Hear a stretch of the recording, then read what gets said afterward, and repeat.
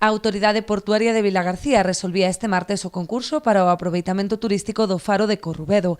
A proposta presentada por Anxo Rodríguez e o seu equipo resultou finalmente a gañadora entre os dous proxectos presentados.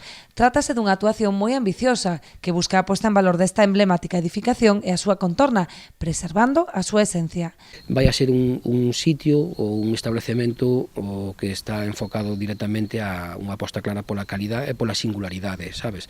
É dicir, o faro de Corrubedo xa ten de por sí un peso específico como edificio emblemático da zona e ora hai que poñelo en valor, sabes? Vamos a tratar tamén, lógicamente, de non intervenir demasiado no que é nas zonas agrestes que hai rodeando todo o faro. Habilitarase un hotel con 11 habitacións e un restaurante que apostará pola calidade baseada na materia prima tradicional, co mellor da nosa terra e do noso mar. Hai unha carta que estamos traballando xa nela, de feito presentamos un pequeno borrador no proxecto, pero bueno, non é cerrado, estamos traballando en pro de maridar un pouquiño pois o que falamos, produto de calidad, produto da zona, peixes, mariscos, arroces, con esa pequena, o que nos permita cada plato, porque cada plato é diferente, pois a innovación.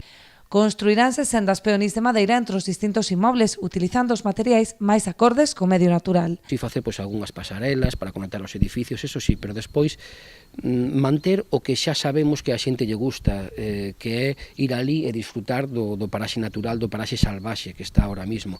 Entón aí non vamos nin queremos, non é a nosa proposta, ni nunca o foi, intervenir demasiado, que se vexa demasiado a man do home, sabes, nese aspecto. É dicir, xa de edificación para dentro, de paredes para dentro, pois aí xa sabes, como xa tes que entrar como cliente, xa pode ser un poquinho máis rompedor, pero que de paredes para fora vamos a tratar de, lógicamente, manter e conservar todas as edificacións que nos obliga a Autoridade Portuaria, pero de minimizar, sabes, o impacto tanto visual como, bueno, da man do home. A concesión terá vixencia por 25 anos. Unha vez concluído o proceso administrativo para a autorización das obras, nun prazo de 3 ou 4 meses, poderán dar comezo os traballos de rehabilitación, que precisarán dun investimento aproximado d'1 millón de euros.